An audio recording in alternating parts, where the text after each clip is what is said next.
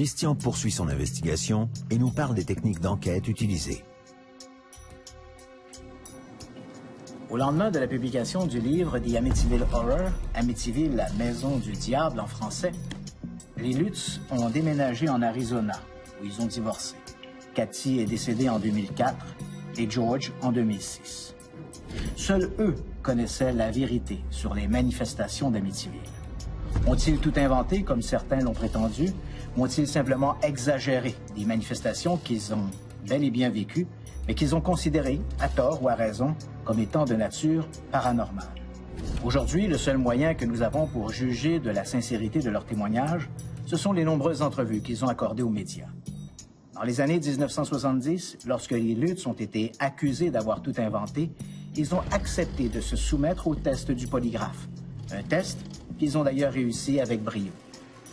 Mais auraient-ils réussi avec autant de succès avec un synergologue? Encore une fois, j'insiste, la synergologie n'a rien de scientifique, mais demeure un outil extraordinaire pour évaluer le comportement humain.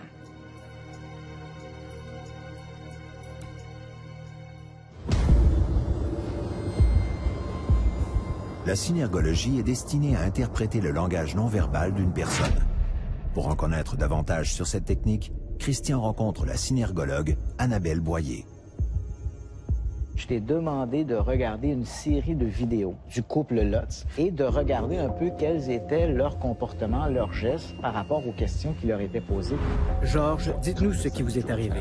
Décrivez ce qui est réellement arrivé. Bien, d'abord, quand nous sommes arrivés dans la maison, tout était normal. C'était une charmante maison et on a aimé l'habiter.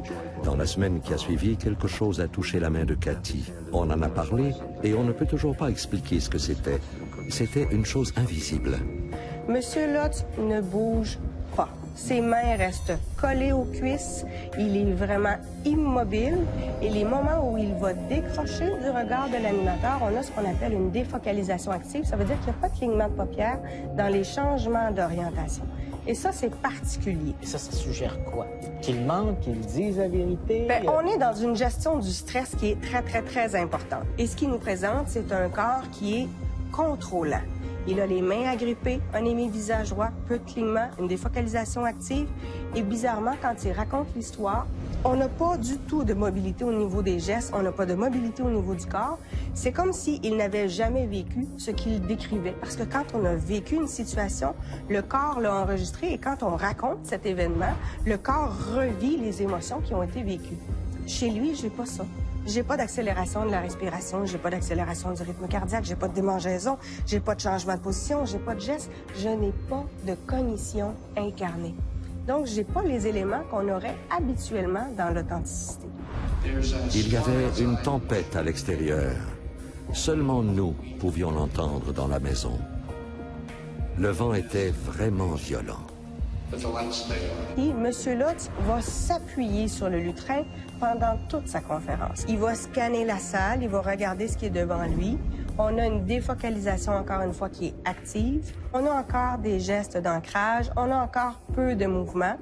Avec ce que je vois dans les vidéos, moi, je me questionne, mais ce que j'ai comme signes, ce sont des signes de non-authenticité à plusieurs moments. Donc, il y a probablement des bouts qui ont été enrobés, qui ont été bonifiés avec le temps.